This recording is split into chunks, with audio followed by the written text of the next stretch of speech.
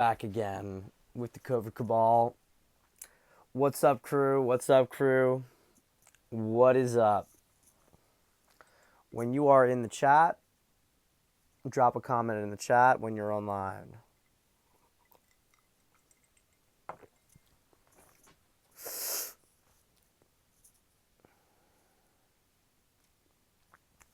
Drop some comments in the chat when you're online.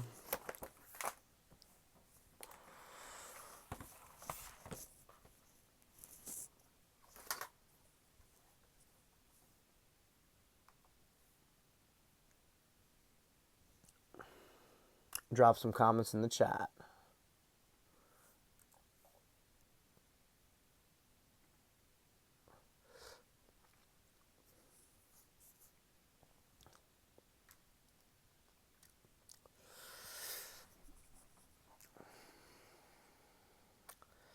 Drop some comments in the chat.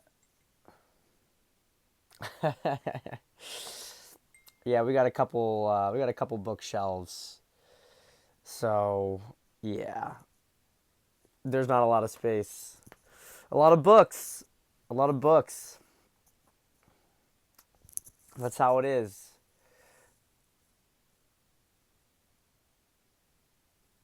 What's up, Jose? What's going on?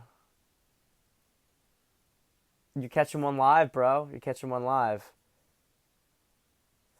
Did I play any video games back in the day? I did play video games back in the day, but I wasn't like a.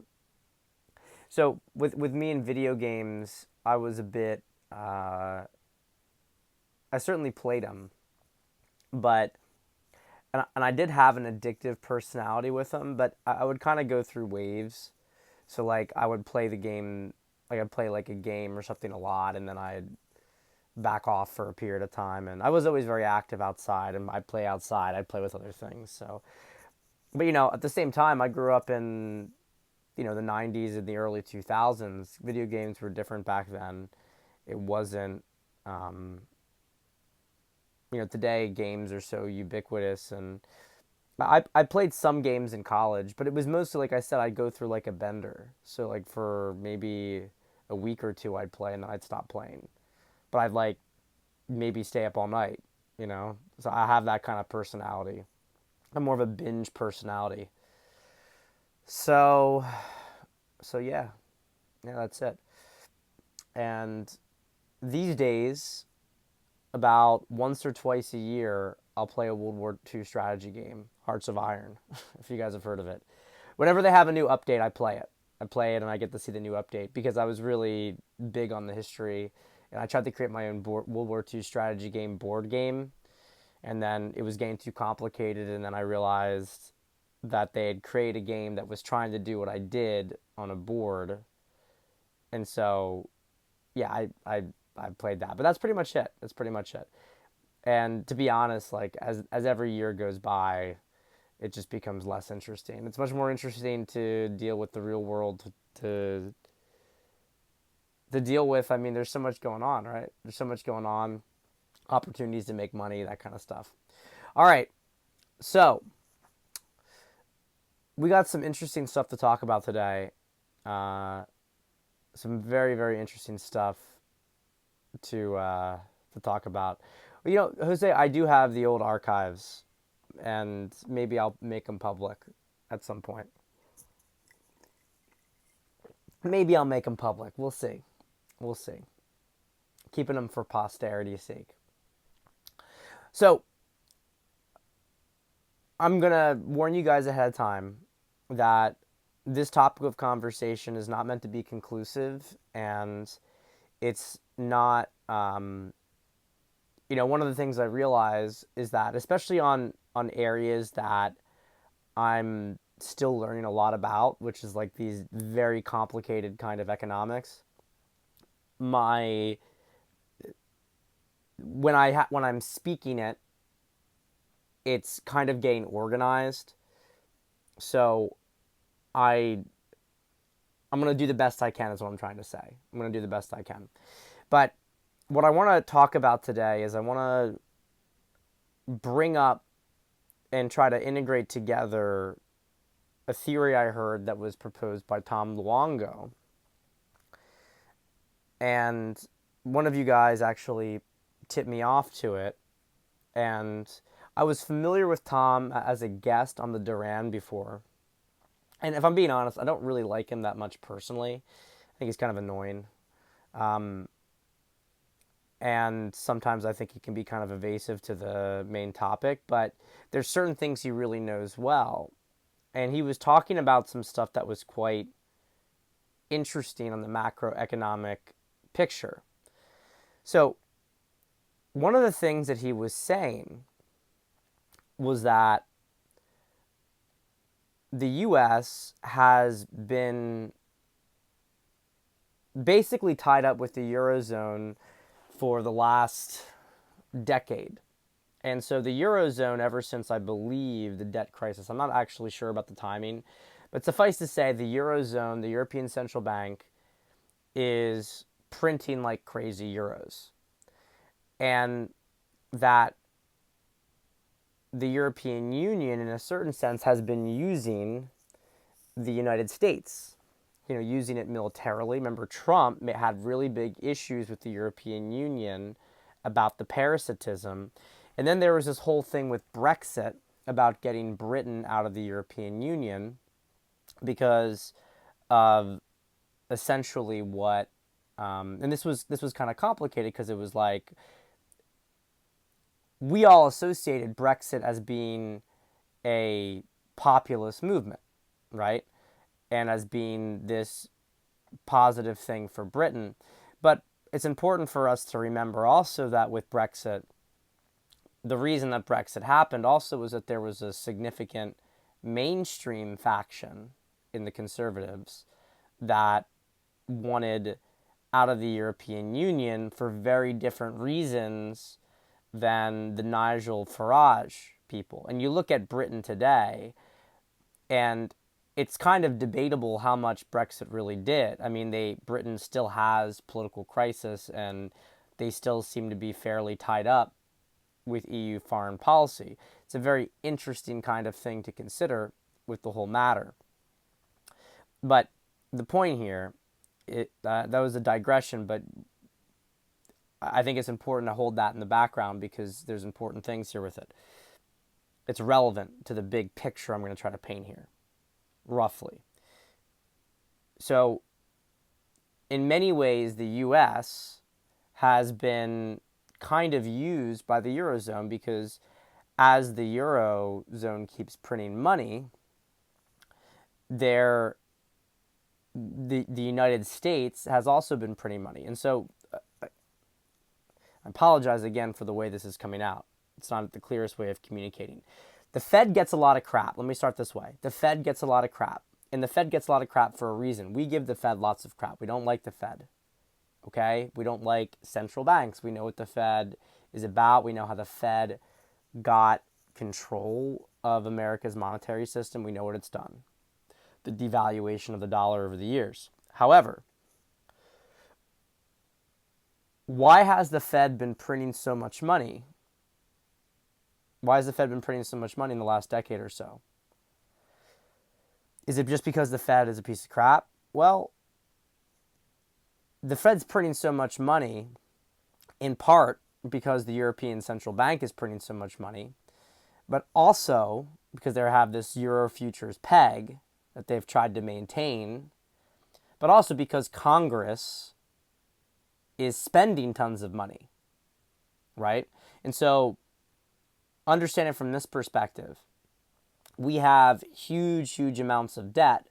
So if you have a strong dollar, how are you supposed to pay for your debt? So you have on one hand Congress spending tons of money racking up the debt. You have on the other hand countries like, or unions like the European Union printing money like crazy themselves. So if you don't print money like crazy, you are going to start to have really difficulties with the debt payments because the way that, inflation is a mechanism to try to eliminate debt, right? I have to explain that. if the value of the money is less, if you just print away money you have to give to other countries, then it reduces the issues, right? So we've been talking, so this is important stuff. So we have Jerome Powell, and Jerome Powell was appointed by Trump. Now, maybe you guys remember in February 2020, there was March 2020, I forget exactly. Trump rolled, from what I understand, right, this was a big thing, that he moved the Fed back under Treasury. So it's a central bank, but it's under Treasury. And that got a lot of, in our circles, that got a lot of attention, but it was kind of thought that Trump had basically captured the Fed completely. But then we were kind of confused because it didn't really look like that in practice. And it was almost like, well, did we even read that correctly in the end? Like, did that actually happen? I mean, it indeed did happen. But now there's been a lot of debate about what even the significance of it was. So I'm going to propose a couple of things to you right now. The Fed, contrary to everybody's expectations, everybody thought the Fed was just going to print more money and that they weren't going to deal with the rise in inflation. They were just going to keep going ahead with the inflation, and that was going to be the main strategy. And that's what Europe is doing. Europe is continuing to print money, and they don't show any signs of stopping. Their quantitative easing continues unabated. But Jerome Powell didn't do that. Jerome Powell backed off. And so last year, and I had no idea about this. I don't even know how many of you know about this because I never saw it in the chat.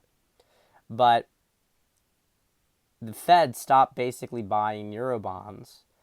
And we've been now pulling away from LIBOR, which is basically it's kind of like how rates are essentially established internationally, and is moving much more towards a rate established by the United States.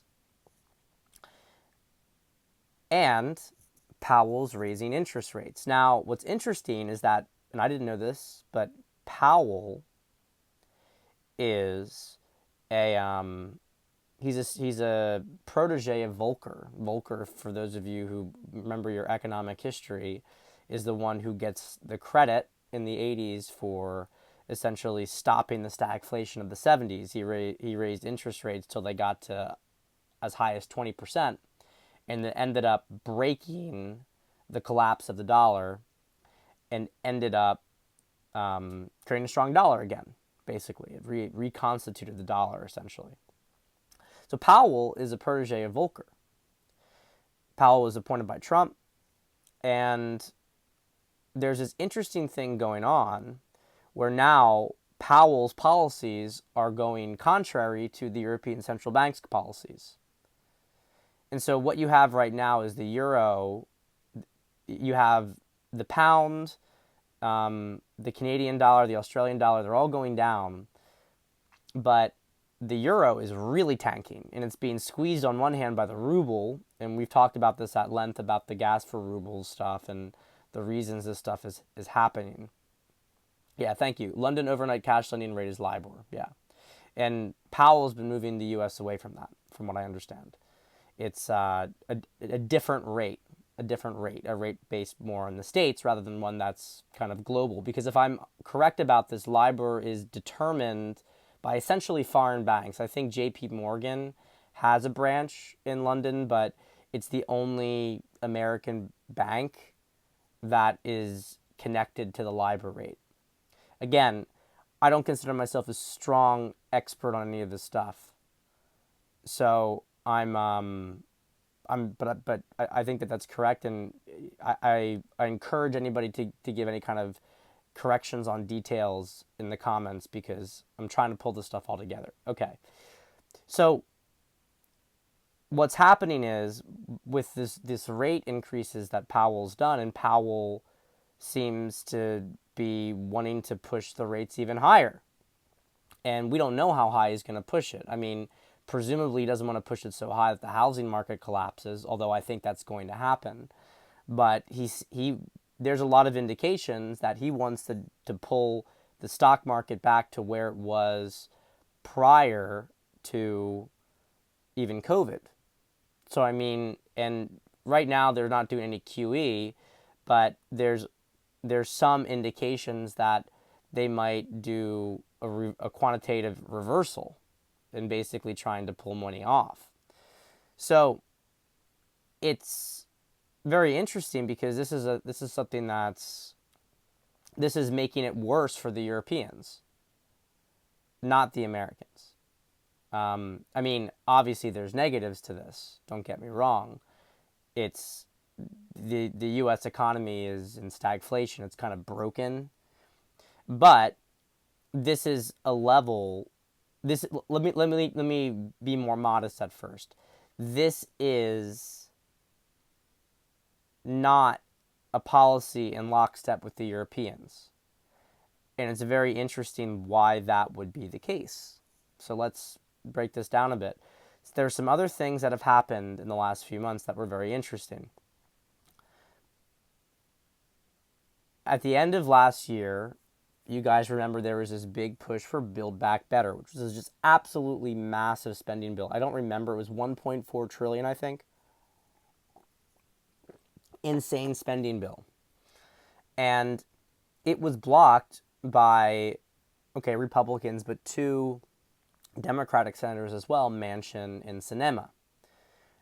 And that was interesting. I think a lot of us were surprised because we're thinking to ourselves, well, this is such a big policy proposal for the Democrats. Why would they not be able to get this through? What made these two individuals, buck the trend and not get it passed? And then we have earlier this year, and probably a lot of you guys missed it, but there was this push about insider trading from, I don't think it was Powell himself, but people involved with the Fed. And there was these sort of allegations about it, which didn't end up going anywhere, didn't end up playing out, but this was an attempted smear. It's very interesting. So where was that story coming from? What was attempted to happen? I am going to loosely give you an idea of what I think, and I mean it's already given away by the headline, and this is Tom Luongo's theory, which is that Wall Street and the Fed have realized that this Davos World Economic Forum approach is not going to work and is going to essentially kill the hen that laid the golden goose, and they're done with it. And let's break this down for a second. I'm going to actually break it down on a couple levels. First off, and we're all guilty of this, we see these conspiracies and we see this stuff, occur, and we see the corruption, and we tend to think of it as a monolithic group. And I know we've cautioned about this in the past, but there is no honor among thieves, and a lot of these individuals, you can call them different mafias of sorts, right? And these different mafias, they've all in their own way profited from taking from the people. Or even if they didn't necessarily prefer a certain system, when the system was in place, they made sure to get their own. But there's garden variety greed, and there is death cults. And so this is what I think is going on here. So the World Economic Forum in Davos is very, very European-centric. It's a European organization fundamentally, and this is where you get all of the climate stuff, get rid of 13 out of 14 people. And these are the individuals who are particularly involved in the occult activity. And these groups, they're mostly based in Europe. They have big connections into the States through the Democratic Party. So here's something interesting. We've always talked about the Democrats and the rhinos and about how, they're all bought off. And that's true, but we also know at the same time that while these groups work together and they don't work in the interest of the American people, they also do tend to have different interests and they do tend to fight about different stuff. The Republican party in America, pre-Trump, is mostly a party of Wall Street, for being honest here. It's mostly a party of Wall Street, with the exception of the Tea Party people. But the Republican Party is mostly owned by Wall Street. Now, of course, Democrats also have connections to Wall Street. Don't get me wrong about any of that stuff. But both of these factions have bought off people to varying degrees within the government. And, we've always said that the rhinos are just kind of like a step behind the Democrats. The Democrats move forward and the rhinos, Republicans just are like a few years behind them. And we've looked at that as just enabling, that they're all on the same team. But consider for a moment if this is both correct and incorrect at the same time. They're on the same team as in they're both have this agenda of trying to loot the public, and they both don't really care a ton about the average individual. They just want to, gain as much power as possible. But is there a certain point where the rubber meets the road and one of these factions says, you know what, maybe this is not a good idea. Maybe this isn't a great thing. And I think that this Davos World Economic Forum suicide pact kind of thing, which they're going to basically give the state full control over everything through fiat-based CBDCs. Wall Street doesn't really like that because how are you going to make any money off of it? You're not going to make money off of it. And if the American public is completely impoverished and the state controls everything, how is Wall Street supposed to make money? I think as this has gone on and as they've started to see, okay, this isn't working, this isn't going to work, that they've moved away from Davos and the World Economic Forum. And I'm going to go further with this.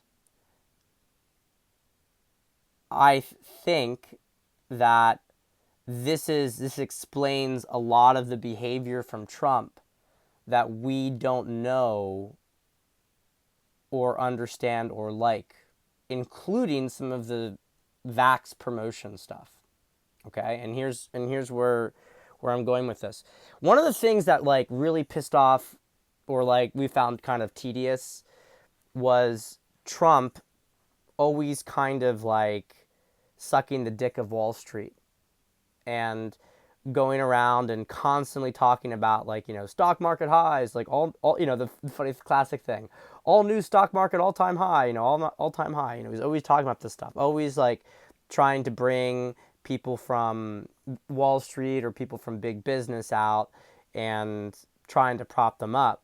And this just doesn't really sit well with the base because as, populists, we just don't really care. We see these people as all parasiting off of us.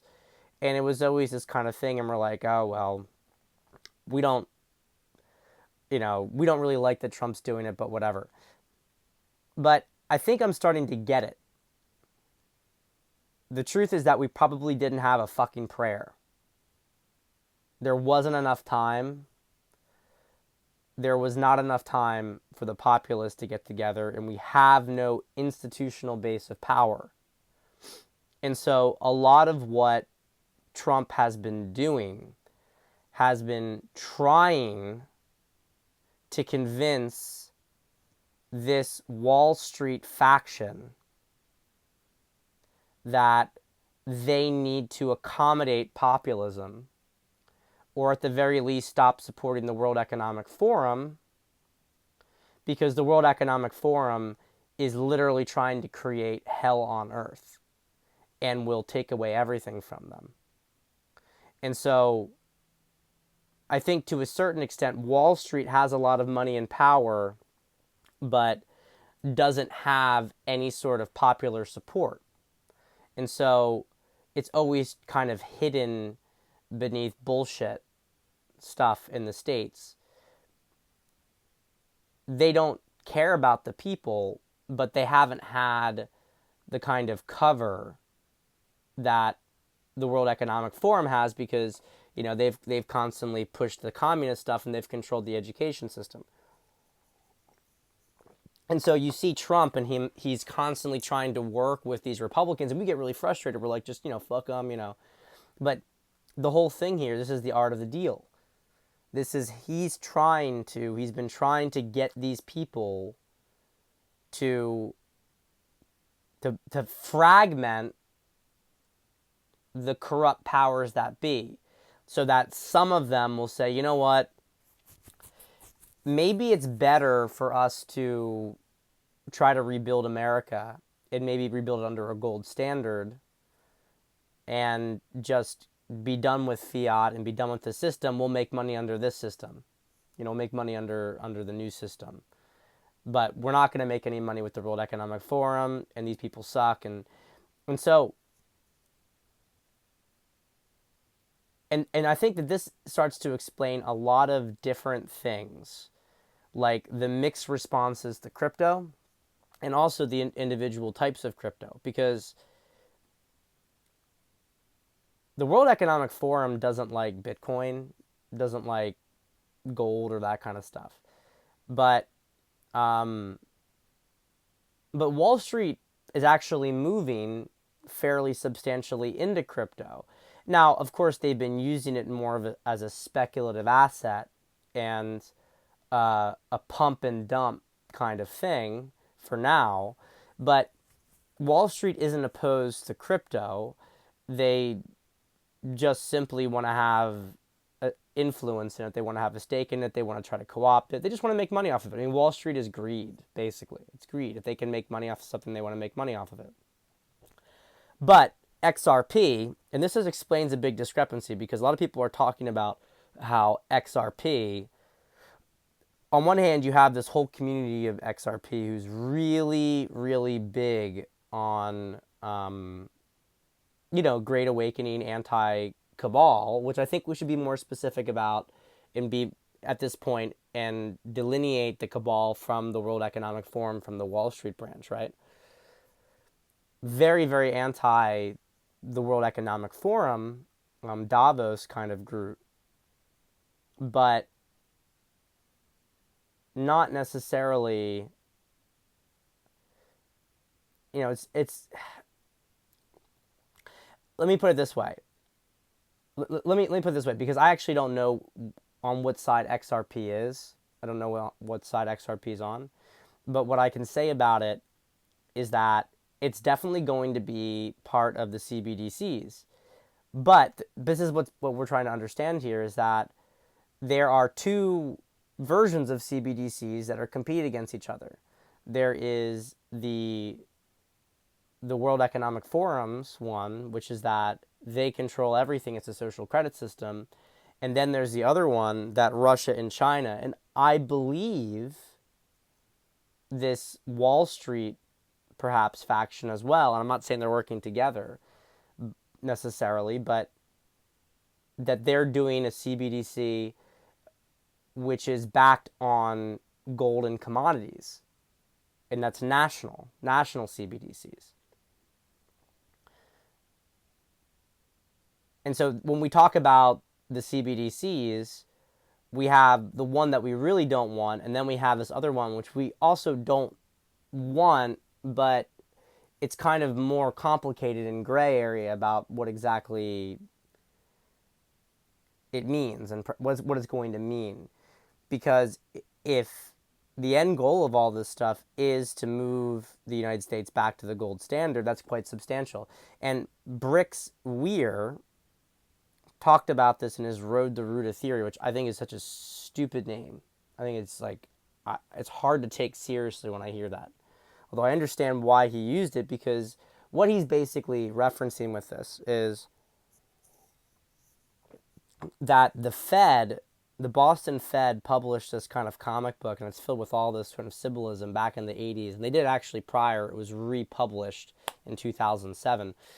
But essentially in this comic book, they basically talk about going back to a gold standard. I'm not going to go through the whole breakdown if you want to check it out.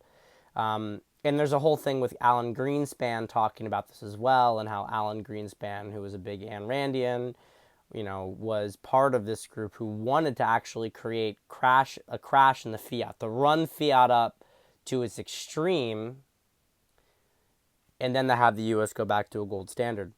And there's some other deeper kind of weird stuff in this too, which is that the U.S. actually has huge amounts of gold. Now, I know that we have a lot of gold, but I didn't know that, and there's a lot of interesting evidence about this, that absolutely huge amounts of gold was found in the Grand Canyon in the early 1900s, along with some Egyptian hieroglyphs and stuff like that, which is a whole separate thing. But there was tons and tons of gold found in the Grand Canyon. And there was a New York Times article talking about this in 1912, and basically it was so much gold that it would completely transform the global gold money supply at that time period. It would have created a massive, massive economic imbalance.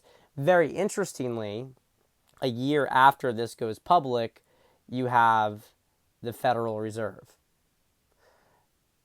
So, a lot of very interesting stuff here perhaps coming together about these different factions and what's going on. And I'm also going to make one last point here, which is that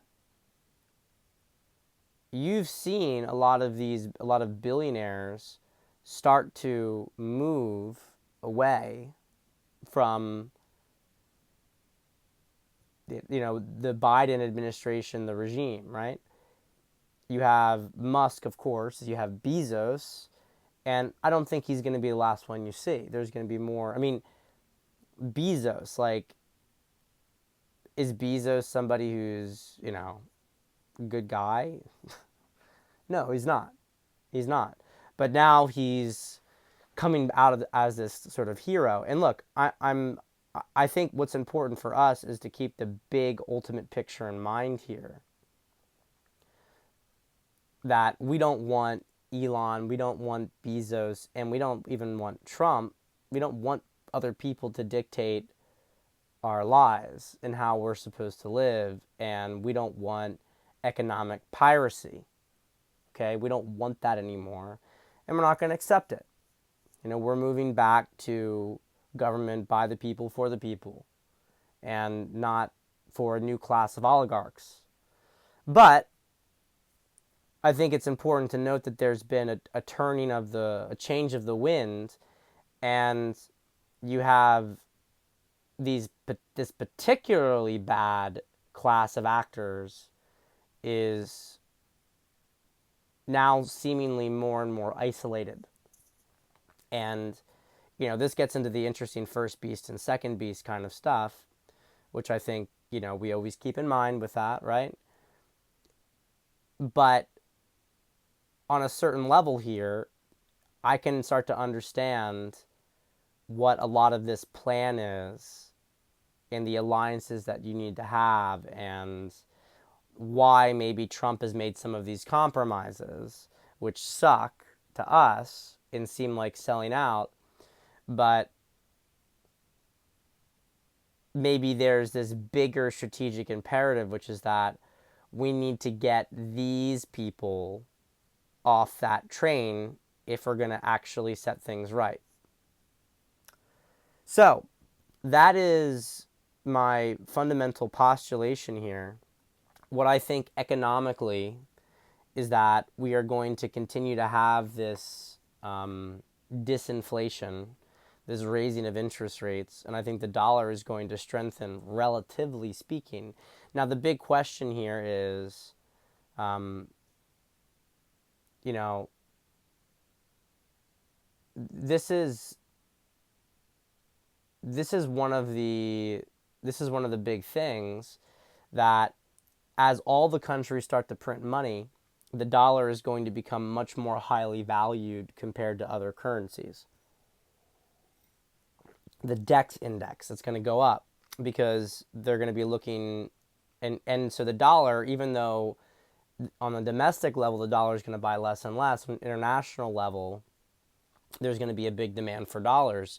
And this creates a whole other set of problems, which is that if the dollar strengthens too much, people start defaulting because there's not enough dollars, the interest rates are too high, and that can really crash the whole global economy. But I guess the point I'm trying to make here is that, and I think there'll be like hyperinflation. You know, they're going to have to start turn on the printer again, and that's going to be a good time to be in stuff like gold and Bitcoin, and just because you're going to want an off ramp for your money, because even though the dollar will perform better to other currencies, it's still going to be losing value versus prices and of real objects and assets. The the point I just want to make here, though, this last little thing, is that both of these factions want the economic system to collapse, because the World Economic Forum wants the economic system to move towards the centralized social credit system, CBDCs, and this other Wall Street, let's just call it,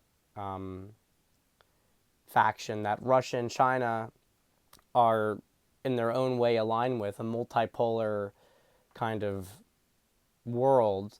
They want the economic system to collapse so that then currencies can be reestablished, probably with as gold backing. They will also be digital currencies, though. They'll just be gold and commodity backed. So, I'm really curious to hear what you guys think. Please drop it in the comments. I'm going to start answering the questions I have right now. Sammy Rocks, do you think quality of life will improve quickly after moving to a gold standard?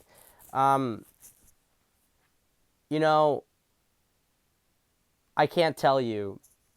What I can tell you is that the quality of life will have declined so much before we get to a gold standard that I would struggle to think it'll make it worse. Okay? It's going to be really rough. It's going to be really rough. I don't know what to say. We are going to have a golden age in the 2030s, but I don't think in the 2020s. I think the 2020s is going to be a lot of economic, emotional wreckage. It's going to be like the 1940s. You know, basically, it's going to be like the 1940s. I mean, it's the best analogy you can kind of come up with. And the latter half of the 1940s, even though you weren't at war anymore, there were still tons and tons of economic aftermath and aftershocks politically. So that's what I think is going to happen. I think we got a lot of work ahead of us, and I hope that you guys are there to help build. But I believe strongly that the U.S. will be reconstituted. I do think that Canada and Greenland are going to be part of that reconstituted United States. And it's going to be gold backed, and there's going to be a lot of gold mining. I mean, my understanding, like Chocolate Mountain in California, the Grand Canyon, the government knows about these stores of gold. There's military bases at these locations that essentially, like, you can in the Grand Canyon, you can't go to most areas. You're restricted from going to most areas. And I mean, it's just a natural park. What's the big deal? No, you can't go to these areas. There's stories of people who get detained by like, you know, military if you wander off to the wrong spot. So there's stuff that's being hidden there, and it makes perfect sense. I mean, if you have this fiat system, you don't want to have a gold rush or anything like that. you want to keep that all under wraps. But, and there's a theory also here that fiat was good for the US because the gold and silver markets, commodity markets, are terribly manipulated by algorithms. And so you have a situation where the US can basically use other countries' resources at a discount. And then when that system collapses, they can go back to their own resources. It's a little cynical. It seems almost a little too clever, but um, I'm sure that some people thought that way. How much they directed things is an open question. But I mean, certainly if you were in the know, you could come to that conclusion where it's like, well, the system's already here and this is what let's ride it out till the end. Let's run it up. And then we'll just jump to this in the future. All right. Julg. Pat, I have a brother who's triple vaccinated and is 28. His brother is always trying to persuade me to get vaccinated and how it is the right thing to do. I always share the dangers of the COVID vaccine and I link articles, but he always says the information is false. And I'll link an article back to disclaim it. I want to ask, when will the general vaccinated population change and realize the vaccine is actually extremely dangerous? Well, look, there is, I hate to say this, man, but I mean, there's really nothing you can do about people like your brother. Not everybody is going to wake up. That's just the sad truth. Not everybody's going to wake up. But the other thing here is that we are already seeing huge rates of sickness. I don't know if you guys are paying attention, but everybody's getting sick. But the people who have been vaccinated are getting sick a lot more, and they're getting sick a lot more frequently. But stuff is spreading around all over, and that was basically predicted. It was predicted that it was going to create pressure on these on illnesses, and so even if you weren't vaccinated, you're gonna more likely to get sick. I mean, I wouldn't be surprised. That was the worst laryngitis I've had in my life. I mean, it would seriously not shock me if that was connected, right? Especially because it's a breathing in kind of thing. I'm blanking on the term there. So, and then we have, on the other hand, the people who are getting sick all the time. Now, also, there are so many people who are younger who are dying, just heart attacks, random clots, and it's increasing. It's increasing. Now, is it increasing at the rate of disclosure that some of us would like? I mean, not that we want people to be hurt. At this point, it's not there yet, but it is moving faster. I can tell you that it's moving faster. And I expect that when we get to next fall and winter, it's going to be extremely egregious and extremely substantial because of the change in weather in the Northern Hemisphere and the increasing lag time. Also, I'll say this monkeypox thing that they're talking about now, we don't know, of course, whether this is something that they're trying to push, but it's also plausible that it's simply a result of immune collapse in individuals because their immune systems are dying. So, look, for you and your brother, it's not about trying to be right at this point. I mean, the argument, as far as I'm concerned, is essentially over. And he's trying to push it on you because he feels a level of anxiety himself about it. It'll be what it'll be. But, we always try to keep the higher level perspective. I know it's difficult being patient, but that's part of the spiritual test here. How patient can we be? How much can we wait for things to run their course? I can tell you I see things running their course. I can see more or less how it's going to run their course. I mean, I don't see everything by any stretch of the imagination. And I have very personal skin in the game here. I mean, the trajectory and timing of this stuff very much affects me, but it affects me in a very, very serious, meaningful way. But I have to be patient, So what? That's the way it is. Who is the next leader of China? I have no idea. I have no idea. I just don't know enough. I don't know enough. The stuff in China remains very perplexing, and it makes me believe that there are the two factions that we've talked about in China is that one is part of the World Economic Forum, Great Reset, and the other one is more on the lines of national sovereignty, CBDC. And that makes a lot more sense because that leads us to the really more realistic understanding that, the two factions, the good faction isn't really good. Russia is the only country that is kind of like, and I don't want to call Russia populist because it's not. Russia's not where we want to be. If Trump had full control, if Trump and, America First people had DeSantis, whatever, if they had full control over the American political system, then that would be where we want to be. If they had reached those kind of majorities.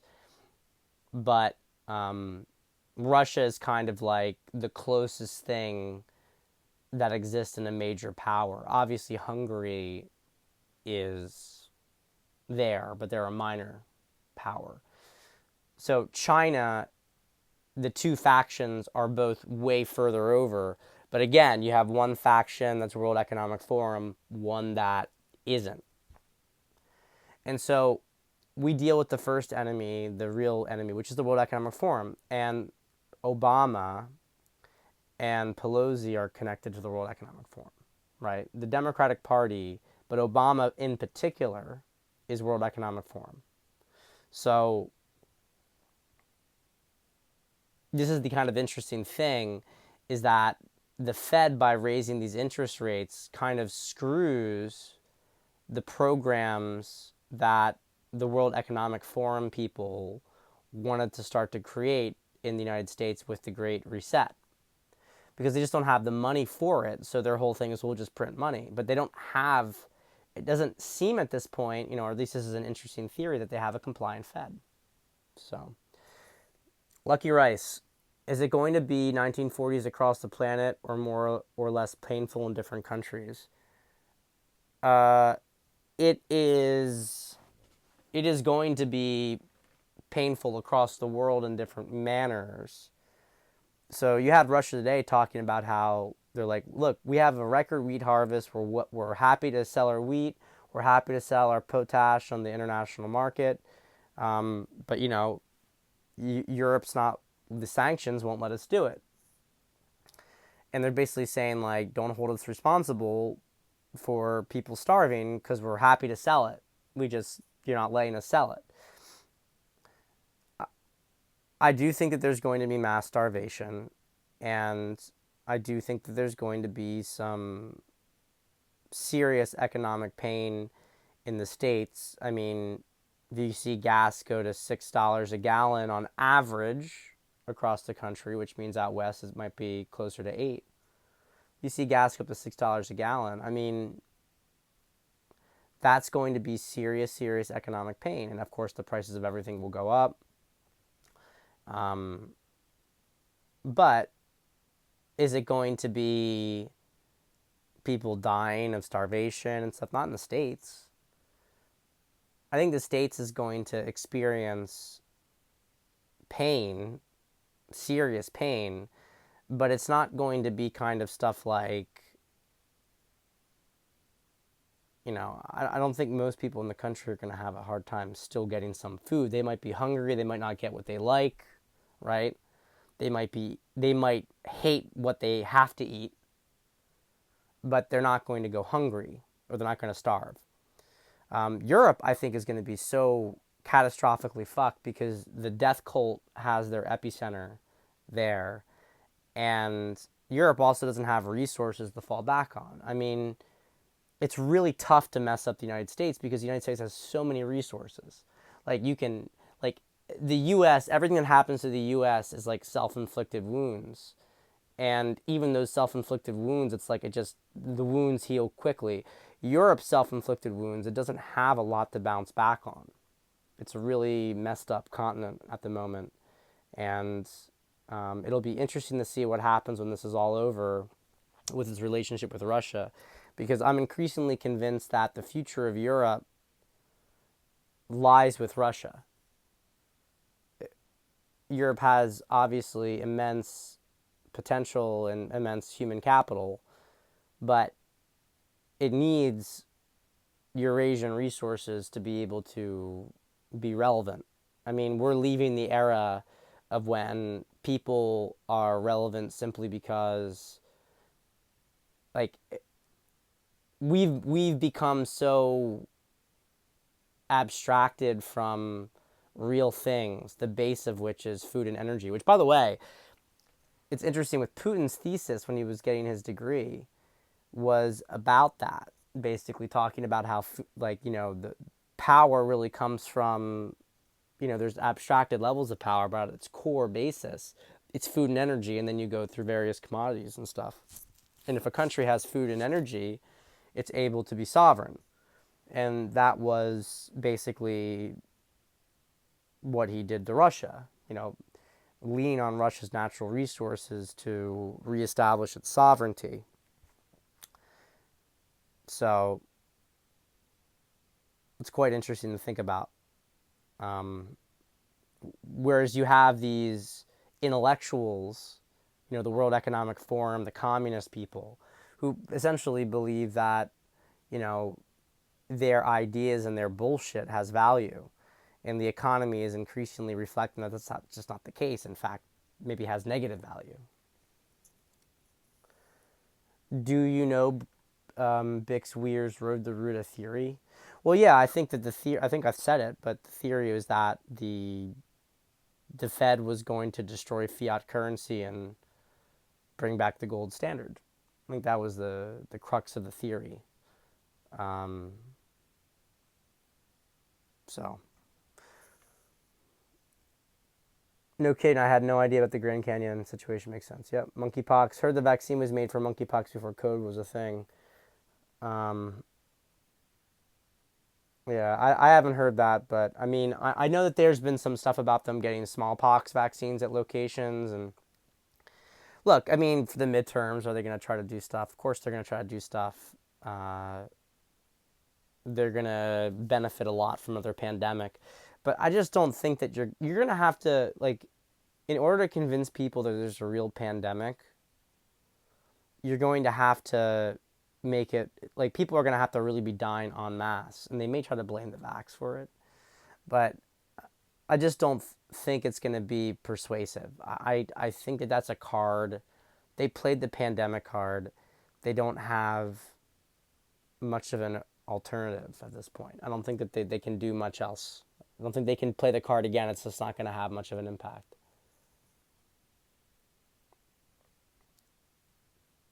Jeff, 100% about what you're saying with Europe and the lizard DNA there. No question about it.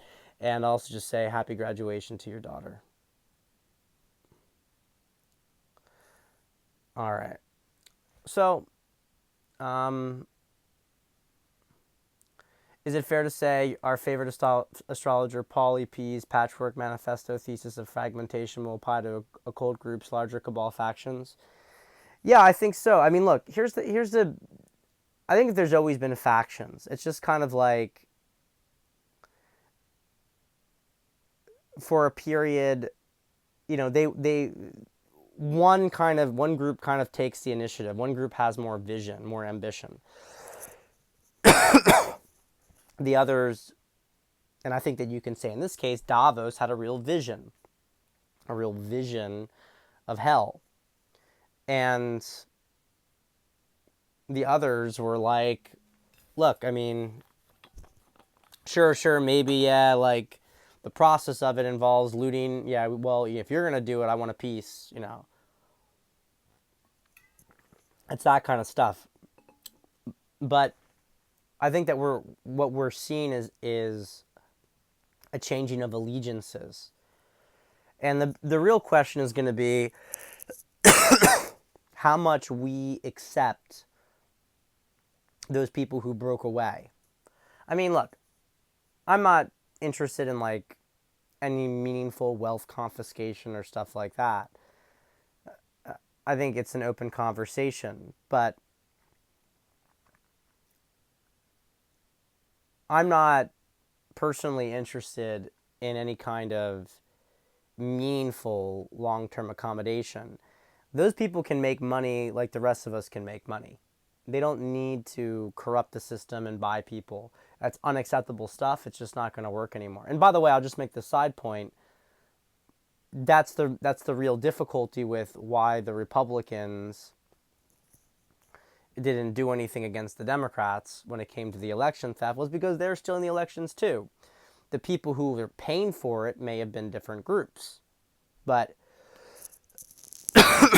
they were all stealing. They were all stealing.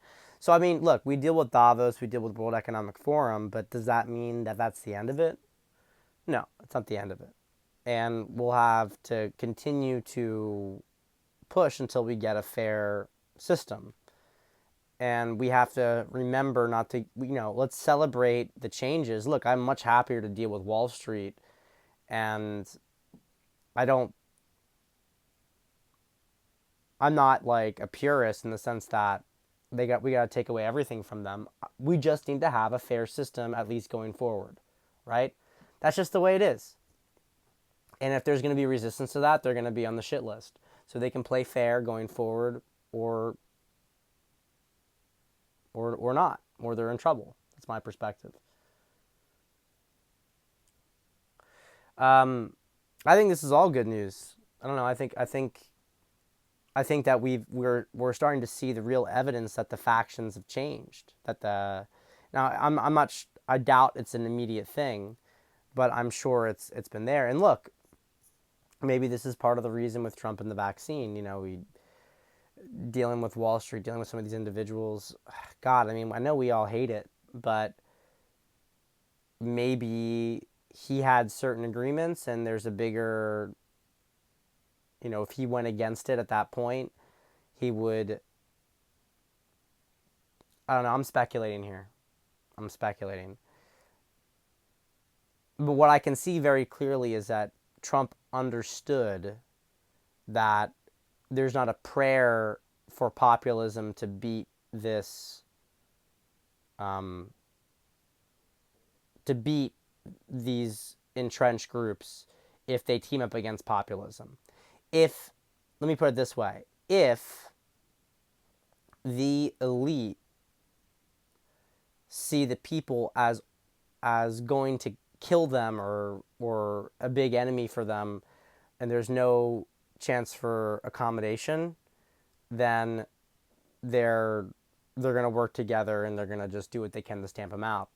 But if there's an escape hatch, if there's some kind of accommodation, I think that's what Trump was trying to offer them. Like, look, these guys, what they're doing isn't in your best interest. Work with us. You know, speculating here.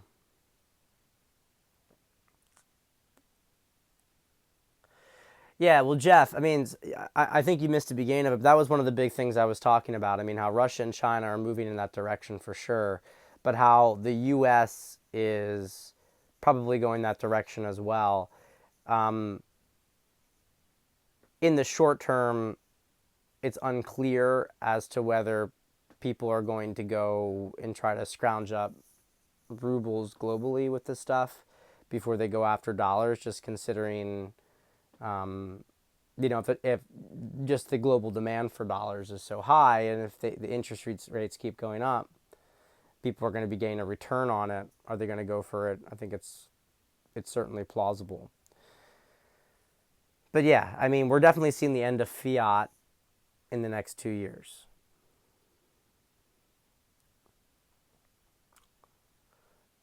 Yeah, he is.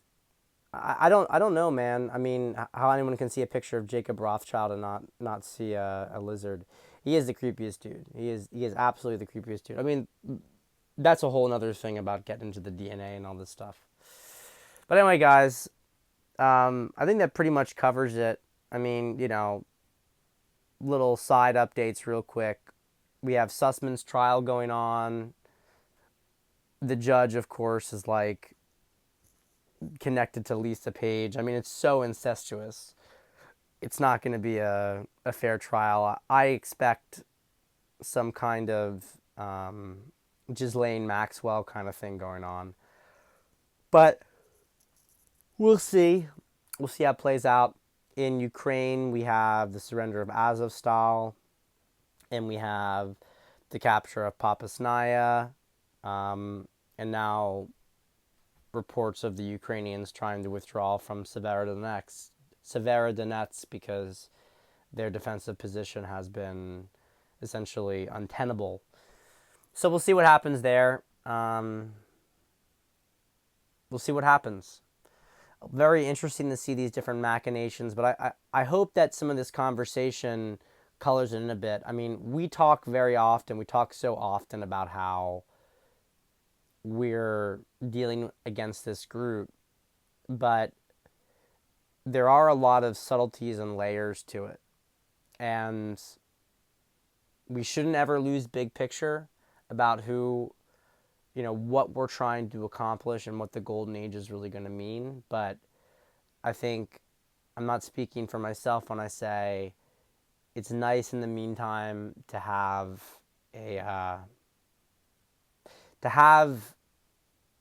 look, you deal with the existential threat first and you deal with the rest later. All right.